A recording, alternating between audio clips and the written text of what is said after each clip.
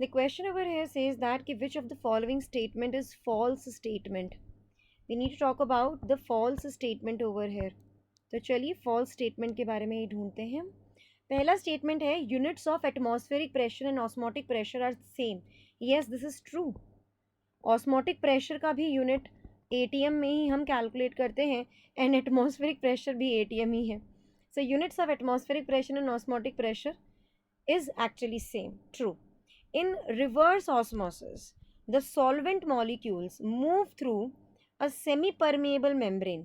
Solvent molecules का movement हो रहा है through a semi-permeable membrane from a region of lower concentration of a solute to a region of higher concentration. बेटा जी ये false statement है हमारी. Suppose मैं ये एक beaker ले रही हूँ यहाँ पर. I have taken a beaker over here and this is the semi-permeable membrane. यहाँ पर सॉल्वेंट है मेरे पास में, ठीक है, और यहाँ पर सोल्यूशन है मेरे पास में, ठीक है, क्लियर है. सोल्यूशन का but obviously it is going to have a higher concentration talking in comparison to solvent. Basically reverse osmosis होता क्या है? If a pressure higher than the osmotic pressure is applied on the solution, so solvent will flow from solution. Solvent का flow होगा from solution into the pure solvent. ये मेरा pure solvent है बेटा, ये सोल्यूशन है. इस सोल्यूशन में I have solvent plus solute, ठीक है. So if a pressure higher than osmotic pressure is applied on the solution, the solvent will flow. तो सोल्यूशन से कौन निकलेगा? सोल्यूशन से सॉल्वेंट का फ्लो होगा, ठीक है. The solvent will flow from solution into the pure solvent through the semi permeable membrane. समझ में आया? रिवर्स ऑस्मोसिस आरओ सभी के घरों में लगा हुआ है. तो आरओ को हम पानी की जो टंकी होती है हमारी छत पे उसके साथ कनेक्ट करते हैं अपने किचन के अंदर.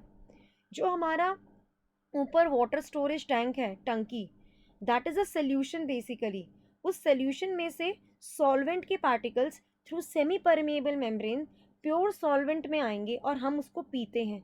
इज द थिंग क्लियर और नॉट? हाँ जी. So if the pressure greater than osmotic pressure is applied तो डायरेक्शन ऑफ ऑस्मोसिस रिवर्स हो जाती है and the process is known as reverse osmosis. Basically समझ में आ गया? येस और नो, येस और नो. सो ये कहना कि lower concentration of a solute to a region of a higher concentration में there is a movement of solvent particles, ये फॉल्स है. In reverse osmosis, solvent molecules move through a semi-permeable membrane from higher concentration to lower concentration, from higher concentration of a solute to lower concentration. समझ में आ गई ये वाली बात? तो ये false है.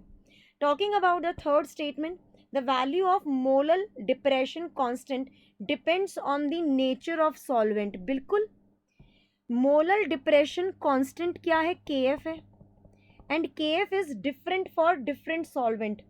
याद रखना, के F molar depression constant is different, इसकी वैल्यू डिफरेंट है, is different for different solvent, is different for different solvent.